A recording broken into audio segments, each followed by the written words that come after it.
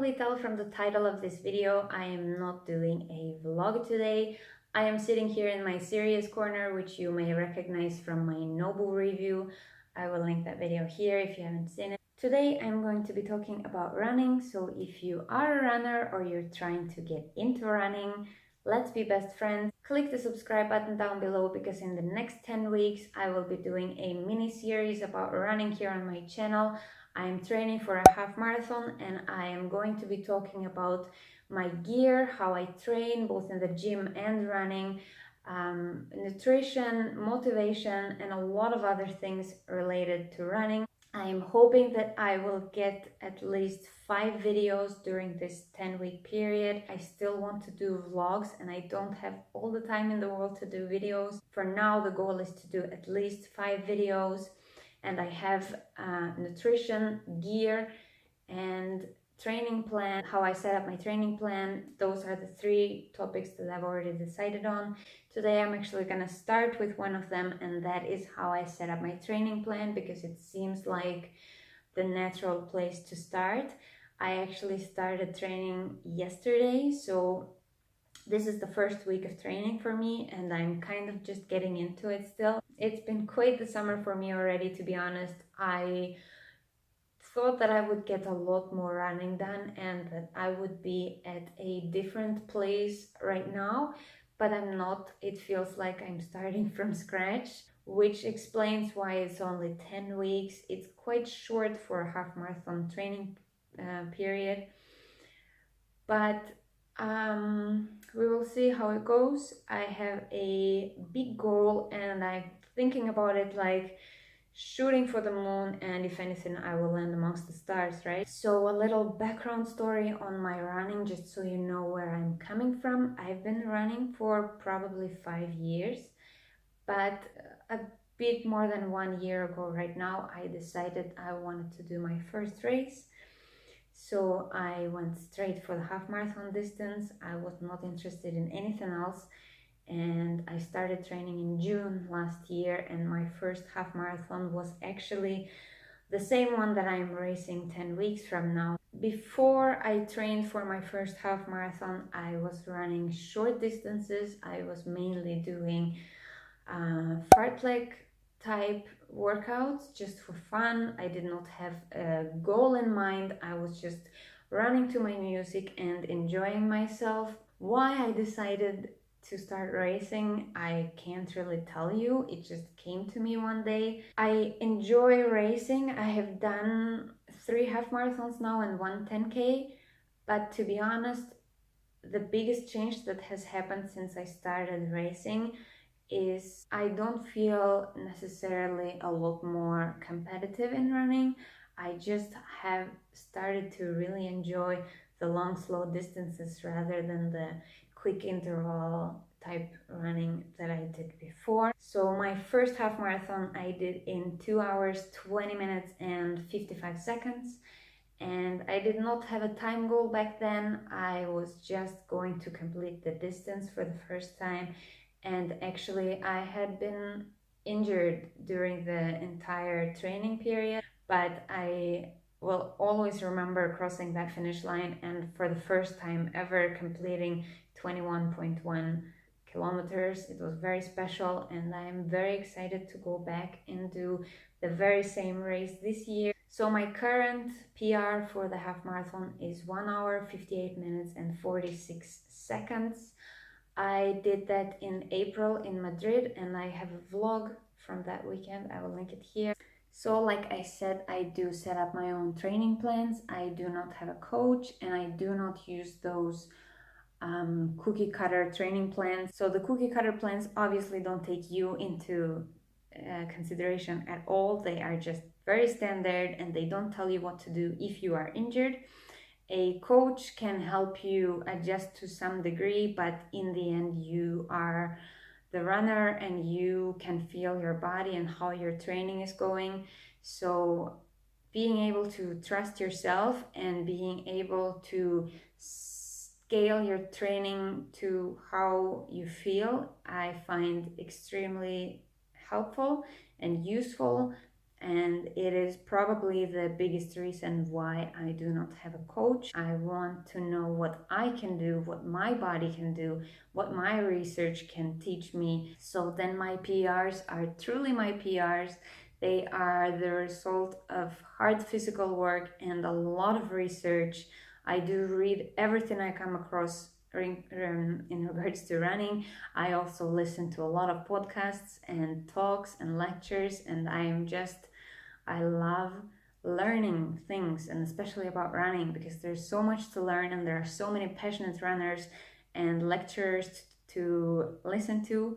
So I make my own research, and obviously I do take inspiration from several different coaches that I believe in their methods, and I come up with something that I feel like is doable for me. That is the reason why I am going to explain to you. I'm gonna try to be brief. I'm gonna try to explain to you briefly how I set it up, like the idea behind it. But I want to say that I am not a professional. I do not have any education or training in this besides the research that I have made for myself. So do not take anything that I say as the law. Make your own research. Always make your own research. Contact your medical professional if you are starting a serious new training program to find out if you are in good health to be able to complete it without getting injured. I think we've come to the point where I should actually go online and sign up for this race, because I haven't done that yet, and it seems like an appropriate way to kickstart this little mini series. And right after I have done that, I will be back and I will show you my training plan. So this is what my training plan looks like. I do track all of my workouts with Strava, and I will leave a link in the description down below so you can go follow me there if you want to see how I am doing.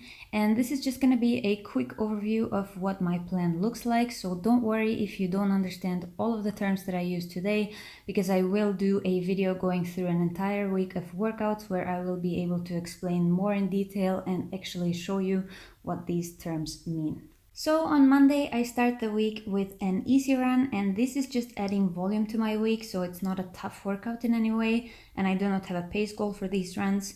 And starting at 5 kilometers, these runs only go up to 8 kilometers at the most, and I tend to do them at the gym on the treadmill, because I also do drills on Mondays, and drills are just 10 to 15 minutes working on moves that help improve my cadence, aka steps per minute, my mobility, and my running form. I usually do the drills as a part of my warm-up, and then I do my run, and finally I have a strength workout with my trainer Pete, who you all met in my day in the life vlog. Moving on to Tuesday, which is my speed work day, I alternate between doing 400-meter repeats and tempo runs. And the repeats I do at a 450 pace, and that is minutes per kilometer, so 23 seconds faster than my goal race pace. And I add one repeat per session, so at the most I do 9 times 400 the week before race day, with approximately 2 minutes walking or jogging rest in between each rep. But I also pay attention to my heart rate here and make sure it goes down sufficiently in between reps. So the tempo runs are for me probably the most difficult ones, but they are still my favorite runs. Starting out slow, I gradually increase speed until I peak at 5 minutes and 15 seconds per kilometer, and that is just slower than my goal race pace. And then I slowly decrease speed again, coming back to an easy pace at the end. It's the improvisation and going by feel that makes this run both difficult and enjoyable, and learning to start out slow and reach peak speed at the right time is very good practice for race day.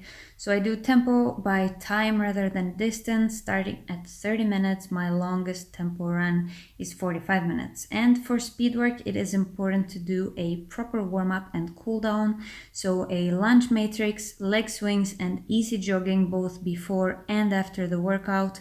Plus, spending a good amount of time stretching and foam rolling afterwards is what I do. Wednesdays are my active recovery days, so I do low heart rate cross training to move my body after Tuesday's hard workout, but still save my legs from the hard pounding impact that is essentially running. So I use Maffetone's 180 method to find my aerobic heart rate range, and then I work as hard as I can within this range. And I go by time, so 30 minutes the first week and up to 60 minutes at the most. And I typically do this on the elliptical just because it's convenient, but aqua jogging or even biking would be great too. I also focus a lot on recovery these days, so foam rolling, hydrating and resting. And as you can see, I even have a few extra complete rest days in here towards the end. Thursday is my other favorite day of the week, and this is the day where I build up distance. So although these runs are not very fast, they do get tough as they get longer. I increase 1.5 kilometer per week, starting from a short 7.5 and ending at 19.5 kilometers the week before race day. I go at a pace faster than on my easy runs, but slower than goal race pace. And this is also the day that I practice the gear I want to use on race day and my strategy for nutrition, pre, during, and post run. I also implement several different recovery strategies, and I will get back to these in another video. Fridays are my rest days, and although I'm still pretty active, I try to give my legs a real break and focus on recovery, which is absolutely crucial to improving performance because that's when your body makes adaptations and gets stronger and faster and better. So having a training plan without a plan for recovery would be inadequate, and a lot of people, I think, underestimate the importance of a proper recovery plan and thus don't reach their actual potential. So that is the reason why you will hear me speak about recovery a lot. Saturdays are similar to Mondays in that I do an easy run between 5 and 8 kilometers and I do a strength workout with my trainer at the gym. But every other week I do a race pace run, so this I consider another speed day. I run between 5 and 8 kilometers at my goal race pace just to get used to running at that pace, and I obviously then implement the same strategies for warm-up, cool-down and recovery as I do on Tuesdays. And on these speed Saturdays I also do some core work. Finally, we have Sunday, and Sundays are technically not rest days because every now and then I have to move workouts around and I use Sundays for that. I also have the option to do low heart rate training like I do on Wednesdays. I can strength train if I feel up for it, or I will actually take the day off when needed. And lastly, let's take a quick look at the week leading up to the race. I don't do a lot of tapering, I just do an easy week before the race to rest up, but I would say that I believe in peaking for a race rather than tapering, especially for this type of distance and short training plan. So that is my training plan for the next 10 weeks. I hope it was interesting seeing exactly what I do, and I hope you have learned something and feel inspired.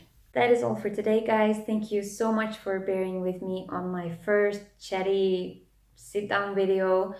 It's still awkward for me, so it is what it is. I really hope you still enjoyed it. Give me a thumbs up if you did, because it really supports my channel.